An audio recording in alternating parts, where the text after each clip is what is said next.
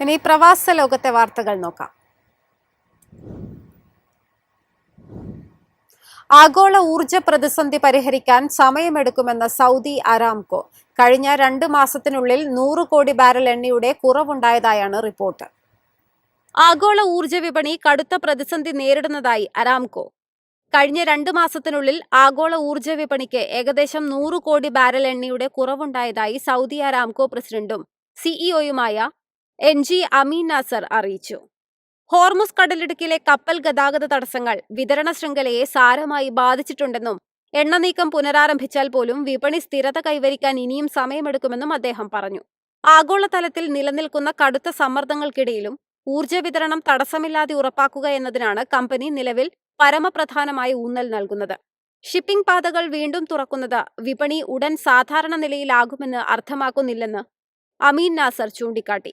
കഴിഞ്ഞ കുറച്ചു വർഷങ്ങളായി എണ്ണ മേഖലയിലുണ്ടായ നിക്ഷേപക്കുറവ് നിലവിൽ തന്നെ കുറഞ്ഞുകൊണ്ടിരിക്കുന്ന ആഗോള എണ്ണ ശേഖരത്തിന്മേലുള്ള സമ്മർദ്ദം വർദ്ധിപ്പിക്കാൻ കാരണമായതായും അദ്ദേഹം നിരീക്ഷിച്ചു. ഭൗമരാഷ്ട്രീയ വെല്ലുവിളികൾക്കിടയിലും അരാംകോ തങ്ങളുടെ സാമ്പത്തിക കരുത്ത് തെളിയിച്ചിരിക്കുകയാണ്. ഈ വർഷത്തെ 1-ാം പാദത്തിൽ വിദഗ്ധരുടെ പ്രവചനങ്ങളെ മറികടന്ന് 120 ബില്യൺ റിയാൽ ലാഭമാണ് കമ്പനി നേടിയത്. മുൻ വർഷത്തേക്കാൾ 25% വളർച്ചയാണ് ഇതിലൂടെ രേഖപ്പെടുത്തിയിരിക്കുന്നത്. News desk MyFin TV. ഒമാനിലെ ഡിജിറ്റൽ പേയ്മെന്റ് ഇടപാടുകളിൽ വൻ മുന്നേറ്റം. ഈ വർഷം ഇടപാടുകളുടെ എണ്ണം 67 ദശലക്ഷത്തിൽ നിന്ന് 168 ദശലക്ഷത്തിലധികമായി. 2025 ഒമാൻ ഡിജിറ്റൽ പേയ്മെന്റ് ഇടപാടുകളിൽ ശക്തമായ വളർച്ച രേഖപ്പെടുത്തി. ഒമാൻ സെൻട്രൽ ബാങ്ക് പുറപ്പെടുവിച്ച ഡാറ്റ പ്രകാരം 2025 പ്രാദേശിക ഇലക്ട്രോണിക് പേയ്മെന്റ് ഗേറ്റ്വേകൾ വഴിയുള്ള ഇടപാടുകളുടെ മൂല്യം ഏകദേശം 3.2 ബില്യൺ ഒമാനി റിയാലായി. 2024 അപേക്ഷിച്ച് 76.3% കുത്തനെയുള്ള വളർച്ച രേഖപ്പെടുത്തി. ഈ വർഷം ഇടപാടുകളുടെ എണ്ണം 67 ദശലക്ഷത്തിൽ നിന്ന് 168 ദശലക്ഷത്തിലധികം കുത്തനെ ഉയർന്നു.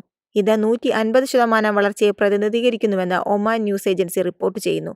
കൊമേഴ്സിനെയും പരമ്പരാഗത വാണിജ്യത്തെയും പിന്തുണയ്ക്കുന്ന അടിസ്ഥാന സൗകര്യങ്ങളുടെ തുടർച്ചയായ വികസനമാണ് വളർച്ചയ്ക്ക് കാരണമായത്. പോയിന്റ് ഓഫ് സെയിൽ ഉപകരണങ്ങളും ശക്തമായ പ്രകടനം കാഴ്ചവെച്ചു. 2024 അപേക്ഷിച്ച് 2025 POS ചാനലുകൾ വഴി നടത്തിയ ഇടപാടുകൾ 33.2% വളർച്ച കൈവരിച്ചു.